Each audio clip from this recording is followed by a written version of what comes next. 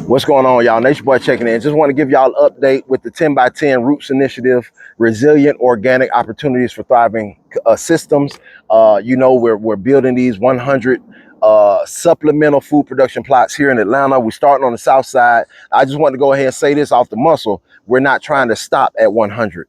We want to go as far as this thing can go, but the first thing we need to do is really identify the moving pieces and the systems that are needed to make this thing work. It is supposed to function as a mutual aid construct.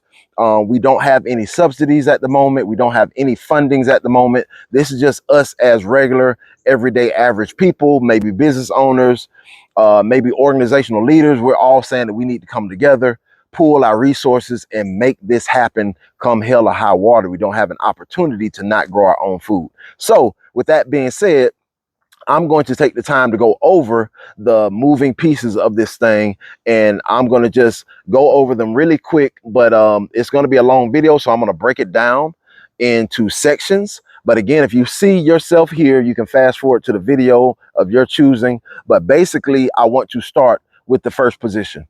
The first position that we're calling for and that we need desperately is donors, right? We need donors. So again, we need to buy the resources. We need to buy shovels, wheelbarrows. We need to be able to buy the compost mainly so that we can get the same quality compost to everybody's yard, so that we can really ensure that this 250 pounds of food that's supposed to be grown is going to be grown, and it's not going to be a barrier because of the lack of integrity within the soil.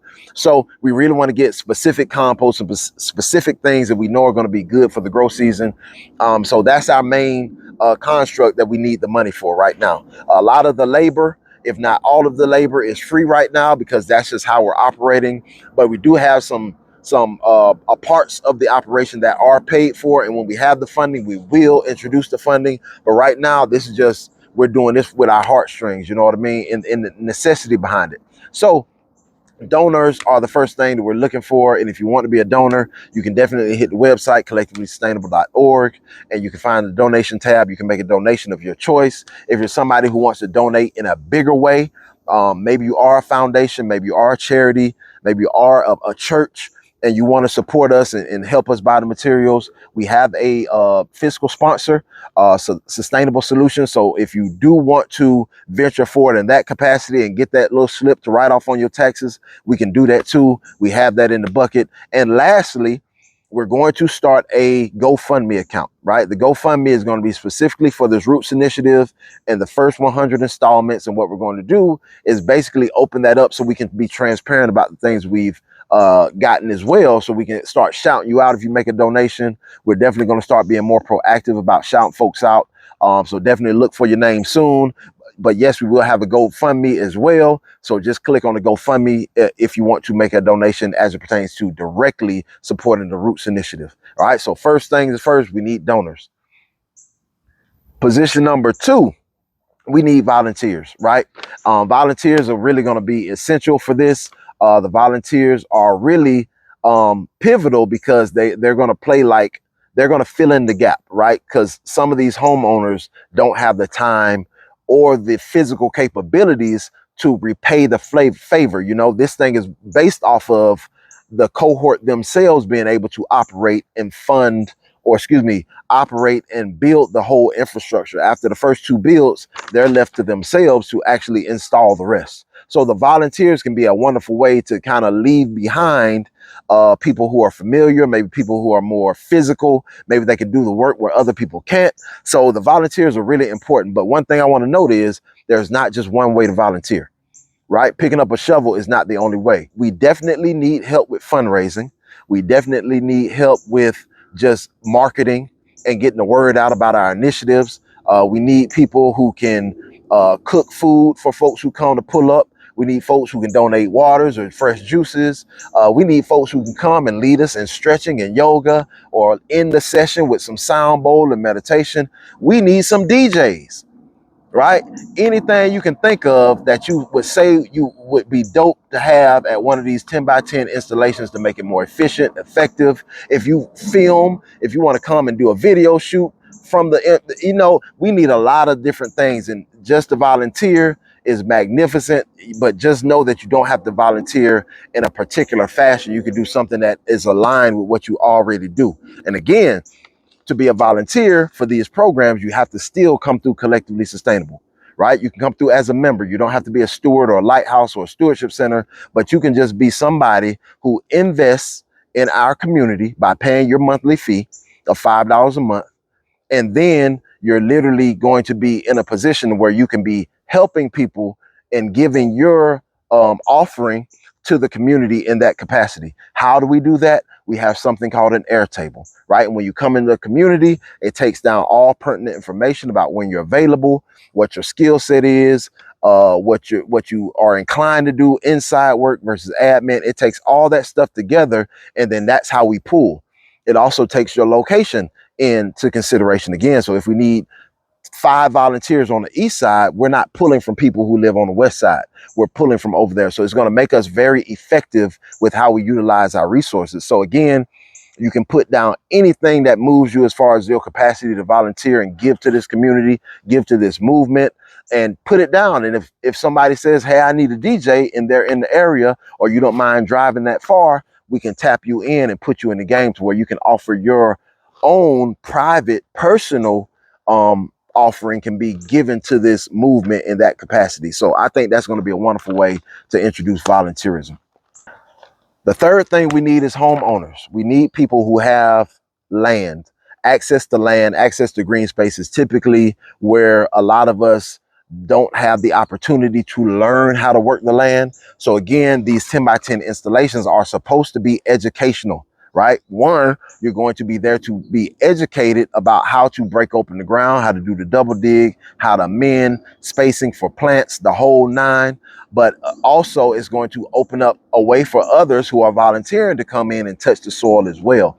So you being a homeowner is a wonderful implement that you can afford this movement, because not only will we be able to grow food, we'll be able to grow information. We'll be able to give people the wisdom needed so that they can go and do it themselves, right? And that's really what it's about. It's about planting the seed and nurturing the seed so it grows and produces fruit of its own, right? So if you're a homeowner, one of the things that I'm seeing as a barrier with homeowners is time. A lot of homeowners are saying, hey, I don't have the time needed to function in my cohort, because the whole premise is, again, you have somebody who comes to teach how to do an installation 2 times. And then you got 3 more installations up to 5. That's 2 to 5 cohorts, or 2 to 5 members within your cohort. So you're going to have 3 to 5 more times to install to replicate exactly what you learned. So it is imperative that the members of the cohort are now the laborers for everybody else's yard, to ensure that everybody gets the same ability to grow food, right? And afforded the same energetic, deposit, right, on that land as everybody came to your land and made that deposit too. Now we are mindful, because some people just don't have the time, and they don't have the energy, or they don't have the ability to do it. We don't want to exclude those folks from the movement. If you're a homeowner but you cannot pay it back, it's okay. We have a way around that. So it's 2 things. One, you might not be able to pay it back physically, but can you cook food? Can you have a meal ready for the cohort when they come to your spot? Can you have juices ready? Can you have music ready? Can you have the vibe set? So this is, again, a way that you can offer, if your cohort allows it. If they say yes, that's fine, and you're saying, hey, for every one of y'all's home, I'm going to be the one that brings the food, and somebody else will bring the. But whatever it is, we're cool. And the last thing is, we're okay with doing that, because it's going to be your job, your opportunity.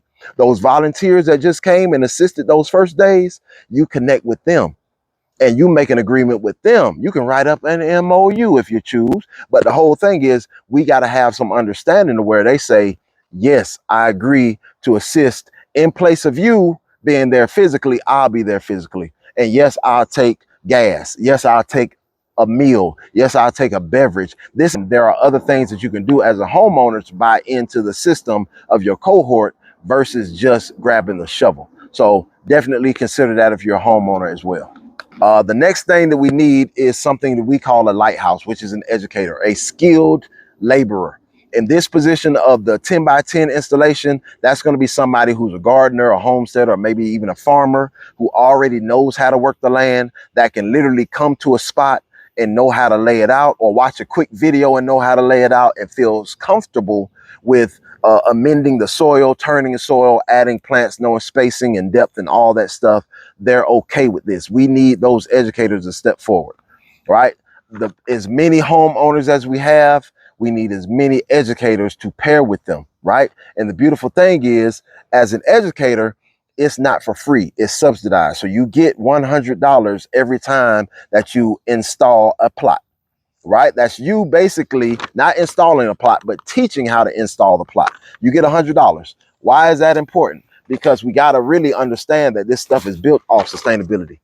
All right, we can't keep acting like somebody else can foot the bill. So we have to really pour into the system to keep people encouraged to continue building the system that we're saying is so necessary. So being a lighthouse is a paid position, and it's also a way to introduce a green business. Again, as a lighthouse, you can branch off after you did your education. Somebody might say, hey, I'd like you to manage my garden, right? You can have a personal internal agreement with another community member and say, hey, yes, I'll come over here once a month. I'll come over here once a week. I'll come over here however frequently y'all discuss. And yes, I'll take care of your garden and make sure I weed things, I water things, and I harvest the produce at the right time, and I leave it on the basket. You can, any kind of agreement that you come up with, you can do it in exchange for more land on their property. Whatever it is, we're saying, again, we're the resource. We're the resource, and we can deem how we're going to use one another, how we're going to operate within this system that we're creating. So definitely don't slip up on that. That's a wonderful green infrastructure that's literally right there for the taking, that we can kind of implement ourselves in for sustainability's sake. Last position that we need is something called a stewardship center. So we talked about the lighthouses being our faculty. The stewardship center is the facility, right? So we need these places where we can at least have 10 cars that are stacked up, right? They can come here to get teachings. We can come here for socials. We can come here for strategy and meetings. So the whole thing is, a stewardship center is our base, right? So every lighthouse has to have a stewardship center that they are connected with. Why? Because it's important for the stewardship center to verify that the lighthouse is who they say they are, and that we go through your social media. We might even pop up at your spot to do an examination of how your garden is and how you actually, because we need to make sure that these folks know what they're doing before we dispatch them. So again, the stewardship center is critical because that's where everything comes into place in a personalized manner, to where we can vet and say, yes, these people are okay. Yes, this volunteer is solid.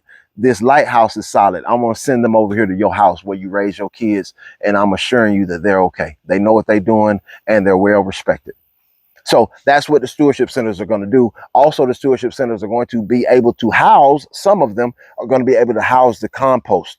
So we're going to try to get the compost from Compost Now, drop them at 10 stewardship centers around Atlanta, strategically placed. And that way we can go there to grab the stuff. And it's going to make it a lot easier for us. We don't have to wait on Soil 3, and it might make it a little cheaper for us as well. And then I love the initiative of Compost Now, to where they're taking food scraps to turn back into the compost. So we want to actually make a partnership and an alliance and affiliation with them, to where we're actually divesting or diverting our compost and our food scraps to them.